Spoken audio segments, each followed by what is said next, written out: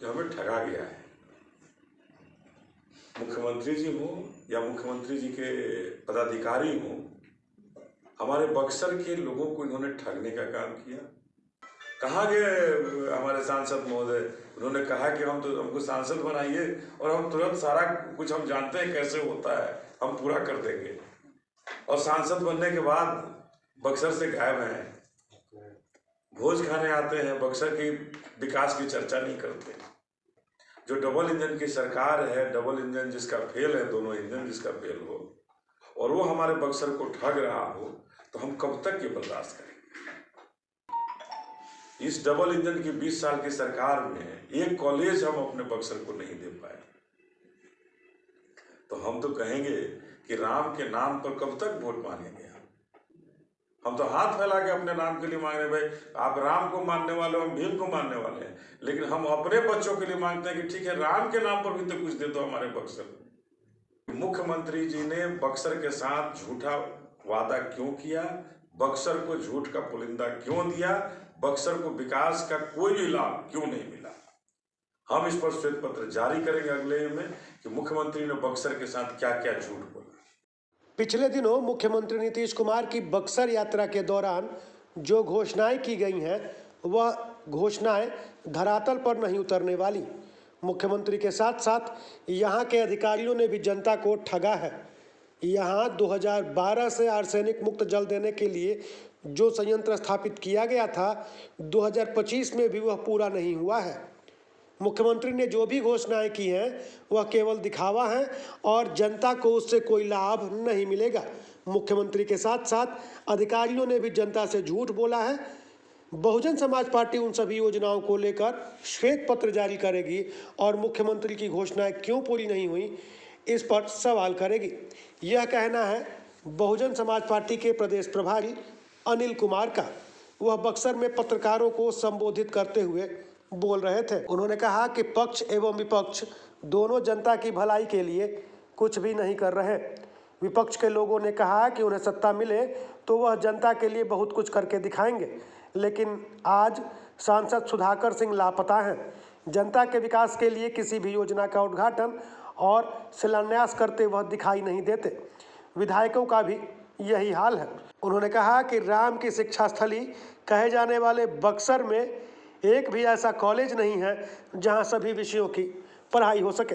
उन्होंने जनता से जुड़े मुद्दों को लेकर पक्ष और विपक्ष दोनों को घेरा। कुछ दिन पहले माननीय मुख्यमंत्री जी आए थे यहाँ, बहुत सारी योजनाओं का उद्घाटन, शिलान्यास की बात उन्होंने की, लेकिन हम अपने बक्सर के लोगों से पूछे कि भाई माननीय मुख्यमंत्री जी ने इतनी बड़ी बड़ी घोषणाएं की, उद्घाटन किया, आपको कुछ मिला? बक्सर के लोगों को, हमें कुछ मिला? मैं ही बक्सर का वासी हूँ,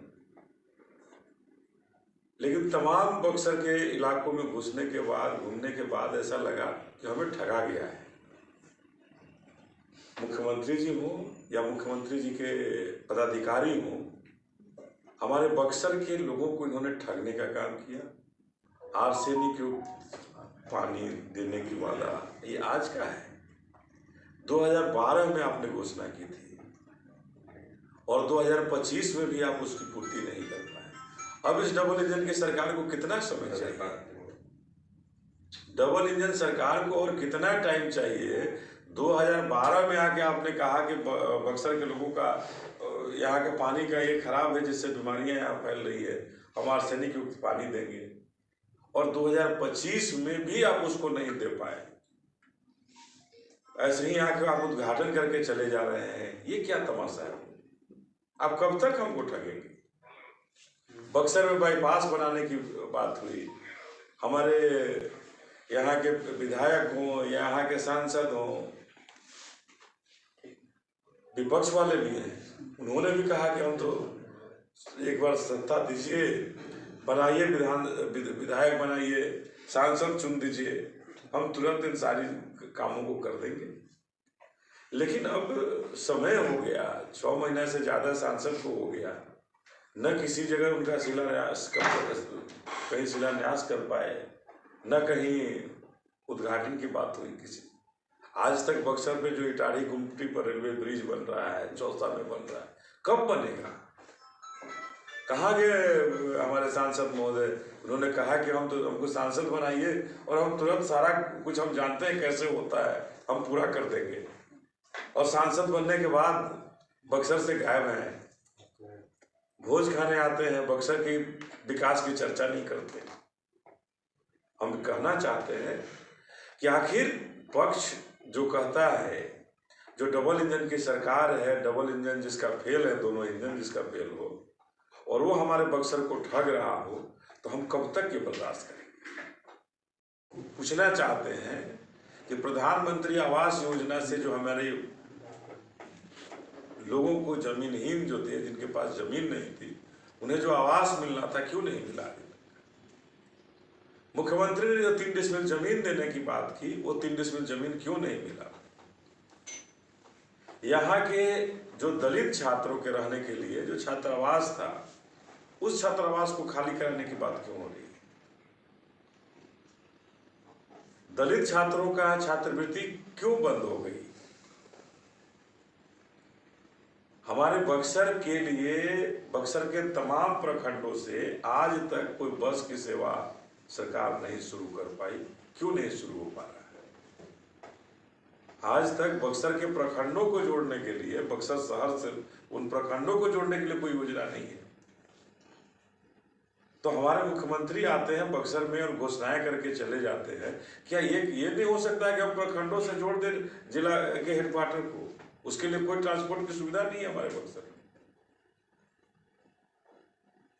तो हम चिंतित हैं अपने बक्सर के लिए, हम चिंतित हैं, बहुजन समाज पार्टी चिंतित है कि हमारे बक्सर का विकास हो, हमारे बक्सर के बच्चों और बच्चियों के पढ़ने की व्यवस्था हो।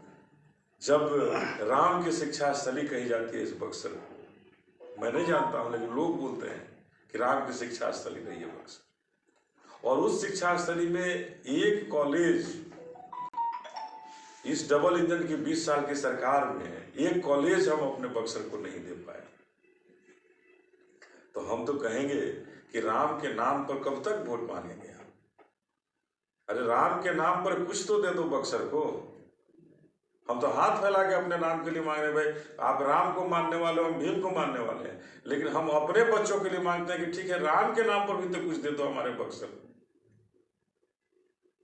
शिक्षा स्थली कही गई है और शिक्षा के लिए एक कॉलेज के लिए तरसा रहे हो हमारे बक्सर के बच्चों बच्चियों को। हमारे कब तक तरसाओगे आप? तो हम अपने बक्सर के लिए चिंतित हैं और चाहते हैं कि यहाँ कुछ नहीं, कोई राजनीति नहीं, हमारे बक्सर का विकास हो।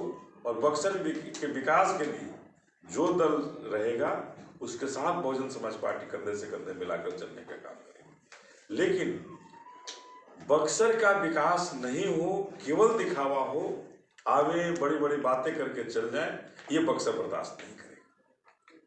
तमाम तरह की जो घोषणाएं बक्सर में मुख्यमंत्री ने की, उप मुख्यमंत्री जी ने की, डबल इंजन की सरकार ने की, उन घोषणाओं को हम बहुजन समाज पार्टी के लोग अमल के रूप में देखना चाहते हैं कि अमल हो और तुरंत उसका समय निर्धारित हो। 12 साल गुजर जाने के बाद आप कुछ नहीं करते हैं, आके फिर नई नई बातों को बोल के चले जाते हैं, ये नहीं बक्सर बर्दाश्त करेगा। हम इनकी योजनाओं पर श्वेत पत्र जारी कराना चाहते हैं और अगले बैठक में, अगले प्रेस कॉन्फ्रेंस में मैं आज कह करके जाना चाहता हूं कि आपको अगर ये है तो आप स्पष्ट करें कि मुख्यमंत्री जी ने बक्सर के साथ झूठा वादा क्यों किया, बक्सर को झूठ का पुलिंदा क्यों दिया, बक्सर को विकास का कोई भी लाभ क्यों नहीं मिला।